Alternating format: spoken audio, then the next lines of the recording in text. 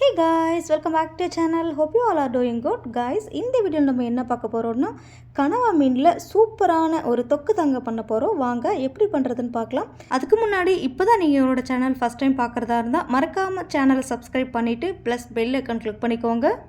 இந்த கனவா மீன் தொக்கு பண்ணுறதுக்காக முதல்ல கனவா மீனை உப்பு போட்டு நல்லா வாஷ் பண்ணிவிட்டு பிறகு இந்த மாதிரி தின் பீசஸாக கட் பண்ணி எடுத்துக்கோங்க.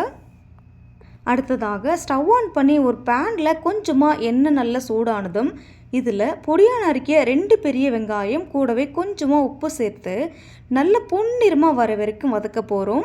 இப்போ வெங்காயம் வதங்கிட்டு இருக்க நேரத்தில் இஞ்சி பூண்டு பேஸ்ட்டு இருந்தால் சேர்த்துக்கோங்க. இல்லைன்னா 2 சின்ன துண்டு இஞ்சி கூடவே 10 பல்லு பூண்டு சேர்த்து நல்லா இந்த மாதிரி க்ரஷ் பண்ணிவிட்டு இதை பொன்னிறமாக வதக்கியிருக்க வெங்காயத்தில் சேர்த்து இந்த இஞ்சி பூண்டோட பச்சை மணம் போகிற வரைக்கும் நல்லா வதக்கி விட்டுக்கோங்க.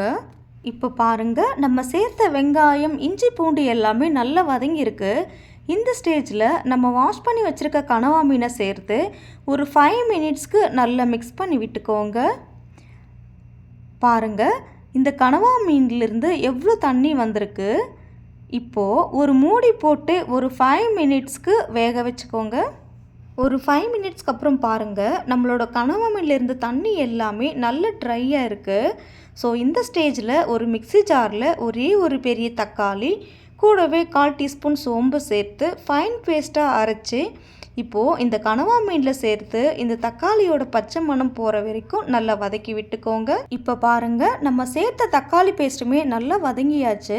இந்த ஸ்டேஜில் 1/4 டீஸ்பூன் மஞ்சள் தூள், 1 table spoon normal red chilli powder அல்லது காஷ்மீரி ரெட் சில்லி பவுடர் சேர்த்து நல்லா வதக்கி விட்டுட்டு கூடவே தேவையான அளவு தண்ணீரும் சேர்த்து மிக்ஸ் பண்ணி விட்டுட்டு திரும்பவும் ஒரு 5 மினிட்ஸ்க்கு மூடி போட்டு வேக வச்சுக்கோங்க.